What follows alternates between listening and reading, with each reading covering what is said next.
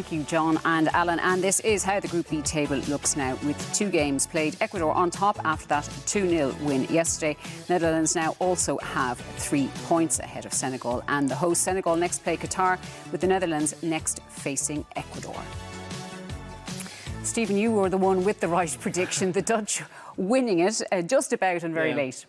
Yeah, they had that little bit of quality when they needed it with the goal from Gakpo. Great cross in from De Jong. And for a moment in the game, Senegal, they were pushing, but they just lacked a little bit of conviction themselves and confidence to feel like they could really go and win the game. And that's all it was, because for the second half, the Dutch weren't great. They were pretty poor for moments, gave up chances, and it took right till the end of the game for them really to go and win. And that was it in the last minutes, getting the actual the final one. But I think for the most part of the game, they'd be disappointed with the way they played. But getting those players back, deploy back as a talisman, it was a big effect for that last goal for them. And you kind of feel they're going to grow in confidence going on this. But neither team really kind of covered themselves in glory, I think, with the performances. Yeah, big win for the Dutch, wasn't it? I mean, it didn't look likely for such a long time there, but they're there now. It was a fairly even contest, Claire, and there was a lack of quality when it came to crosses and the final pass or shooting. But as Stephen said, the Dutch finally found a bit of quality.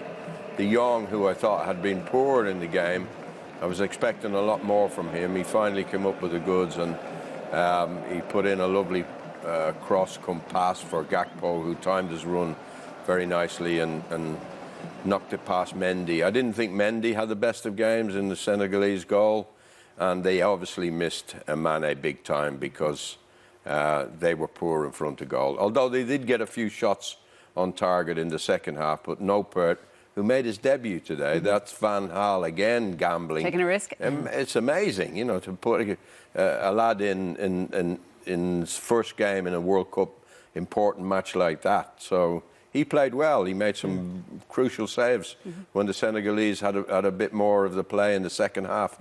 Good contest. We didn't know which way it was going to go, but in the end, the Dutch got there in the air, and they look good now for qualifying as top of the group. And a risk throwing Depay in as well, but obviously a positive that he got a run on. Yeah, risk, but something they obviously felt like when they seen him warm up, when we thought he wasn't going to be involved, then you see him warming up in the first half of the match, you're kind of feeling, well, you can't really be struggling if they're getting him out there to warm up, and then to get him on, it's only 15 minutes gone the second half, and they introduced him, so they obviously felt he could get through it. Maybe they wanted to get minutes into his legs and get him ready for those latter stages. But this was a big game for them. It's important that to get off to the groups with a win was huge, and he did have an influence in the end, and he just offers them something different than occupying those 2 centre backs and giving other players positions like where his was for the goal for Gakpo. He was occupying Koulibaly, and then Gakpo was able to make the run across. So just even him on the pitch makes a difference for them. But overall, they'd be delighted with the win. They'll know there's massive room for improvement, though. So Senegal may still have a say in this group, though, don't they? They have Qatar coming next, so they'll be able to possibly bounce back there. Yes, they should. I should think they'll beat Qatar, but it'll come down to what they can do against Ecuador. Ecuador, a big, strong side, also have some good attacking players. So Senegal have given themselves, I wouldn't say a mountain to climb, but a difficult match in the last game. I still think that they probably come through. Yeah, and the group, I suppose, not as open as it was looking at 0-0. No, and I think Senegal will be disappointed that they didn't go after a little bit more. There was moments in the game where they could have built momentum. After they got a shot on goal, they could have really kind of stepped it up, and the Dutch were kind of sitting back and weren't really imposing themselves in the game. So I think they're going to look back at this with a little bit of regret that they didn't take a chance to kind of... they would have been delighted with a draw. I think against this Dutch team, they would have been delighted to get off to, without losing the first game. So they'll be disappointed. They will, yeah, absolutely. Yeah, but we saw again, Van Gaal, that experience and that, just the pedigree of the Dutch, I suppose, probably came to the fore, didn't it? I don't think so, Claire. There was very little in the game. It was a bit of quality finally that the Dutch found with the pass from Frankie de Jong and a good run.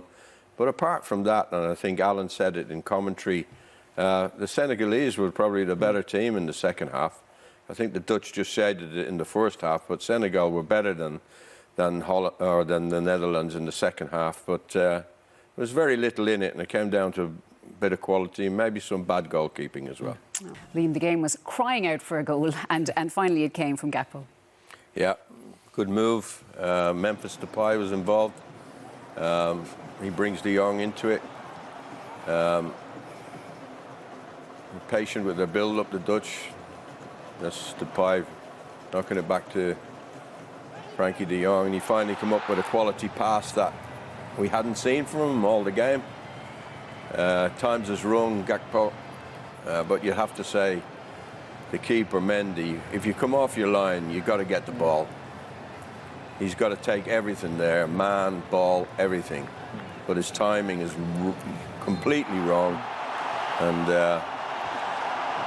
it was the breakthrough the Dutch needed.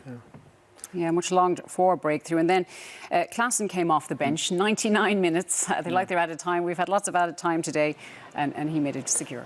Yeah, it's a long ball on the field, and Coop Miners comes across, wins the header, but Depay he's sharp, he's on the shoulder, he's making a run behind, which is good to the hamstring testing out. Does really well, opens his body up, 1v1 Koulibaly, gets a shot away.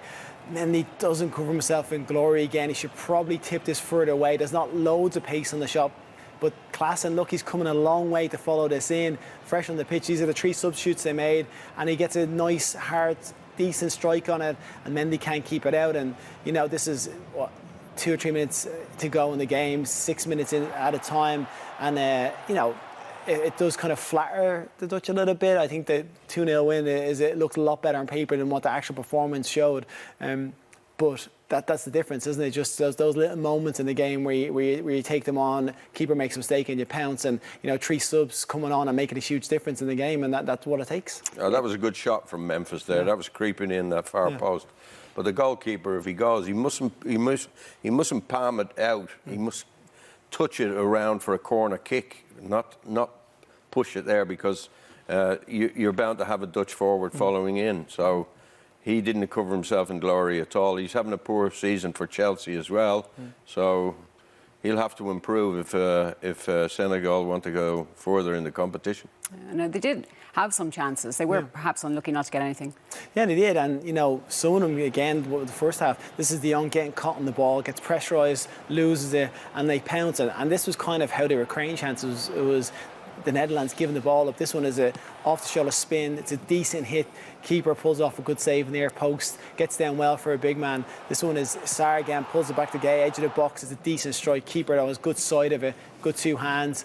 And then the last chance comes to them here. It comes back out, back inside. It's a snapshot from Pape, and he gets down well. That's his best save, yeah. And I said all of that 6'8" height that we talked about. He's a big goalkeeper. We did well getting low down there, and that was creeping in the near post. It was, yeah. He kind of elongated those big arms. go gadget arms, gets there. But you know what? That's elastic man. That's what it takes. It takes for your goalkeeper making saves, and he did it. Pushed him around the corner, not pushing him back into danger. On the other end, Mendy pushes it back into danger, and they can see the goal. And that's the differences. And Senegal, you know, a little bit more conviction, a little bit more confidence in themselves going forward, and they could have caused them more problems, but they didn't, and they were the best chances they created. Yeah, so it's a case of job done for the Dutch. They beat the best side in Africa today. Yeah, oh yeah, Van Gaal will be absolutely delighted with that, absolutely delighted. But you could see that losing Mane was a huge blow for Senegal, because Memphis Depay came on, showed a bit of quality in that last period of the second half. They didn't have that option, Senegal. So a bit unlucky that they've lost their star striker before the tournament. They've still got a chance of getting out of the group, but without Mane, I can't see them, you know, beating the best success story of an African team. I don't see it happening. Do you think this could be a tournament where the European sides will come to the fore again? I know everybody fancies the big South American too, but when you look at the Netherlands, and you kind of feel like they didn't play extremely well today, but they got the job done. There's moments at the end of the game where they needed a piece of quality from De Jong, who was, to be honest, he was probably at fault for a lot of chances that Senegal created, trying to be too clever in his own half. But then that final moment where he has to put a telling cross in, Gakpo makes a good run, good goal, and you know, it's a work in progress. They're going to look at this, analyse it, see what they did wrong, where they were kind of overcomplicating things, and realise that against a team with better forwards, they probably get punished. So can they move on and progress? And that's, you know, but the job's done, wins in the bag, and they've got a great chance of progressing now. And it's quite a condensed tournament, so that could throw up issues as well, and people have to cope in tournament football with lots of things along the way.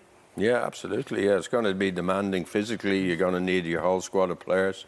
I thought Van Gaal used the substitutes very well today. England have made a great start, scoring 6 goals.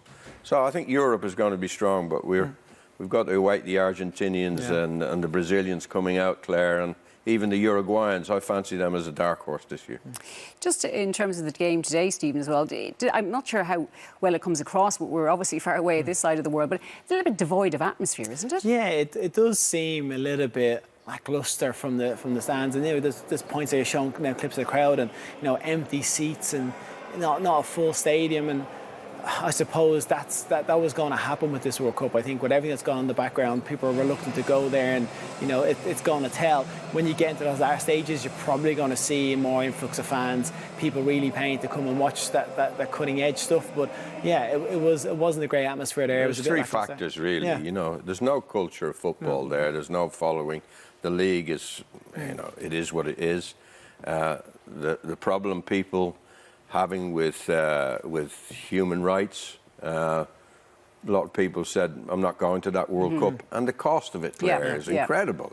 So you put all those 3 things together and you're going to get empty seats. But I agree with Stephen, as the competition grows and it gets bigger, the stadiums will be full. Probably of fans who are come to support their own nation. Ecuador last night was tremendous. Yeah. They had brilliant support. It's going to be foreign influx, isn't it, fans? It's not going to be the locals. I think if you had to fill a stadium with locals, it'd be a quarter of the population. Yeah, well, we saw yesterday, and obviously the hosts aren't doing too well in terms of football. Just today as well, the crowd was announced apparently at the stadium as being 41,721, which is 70% over capacity. The stadium holds 40,000, so there's a bit of fake news thrown in there with everything else. No, FIFA wouldn't. No, that's it.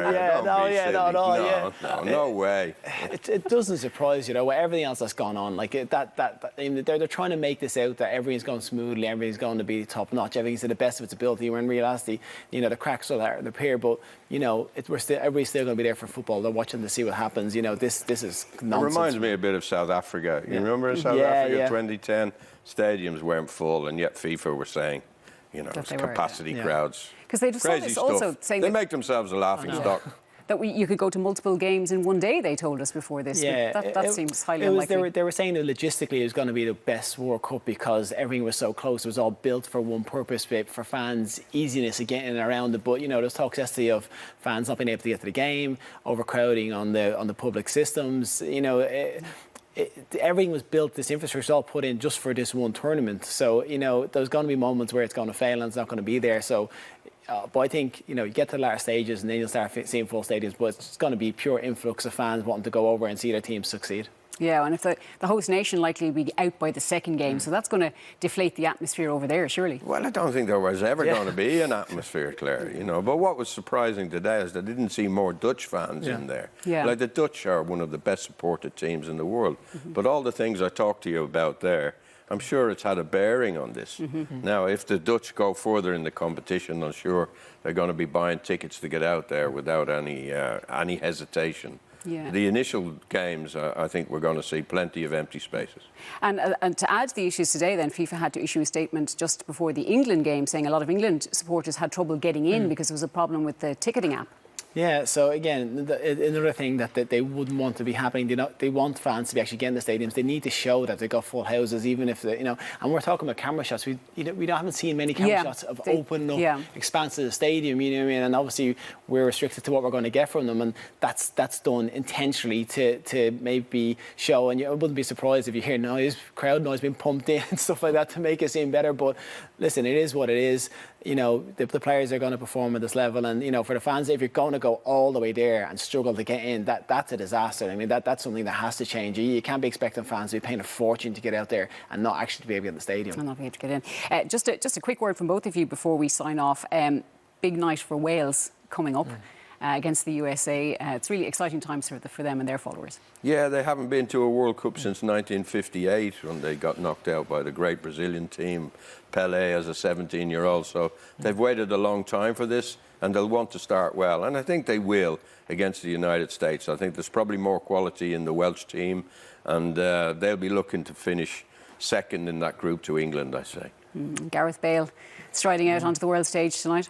Yeah, huge talent, absolutely phenomenal player. Not at the peak of his powers like he was, but the one thing is when he puts on that red jersey, he puts on display. He's dragged them to some of these competitions, and he's been so good for them. Alan, I think, won't play today. He looks like he'd be a miss. So they're going to have big performances. Ramsey's been a big player for them. Ramsey's been massive as well. You take Ramsey and Bale out of the Welsh team, and they just don't qualify for these Euros or these World Cups. So let's hope for those two. They've been great pros. They've been great servants to the country. Let's hope that they play well and they get through to the next stage. It'll be good to see.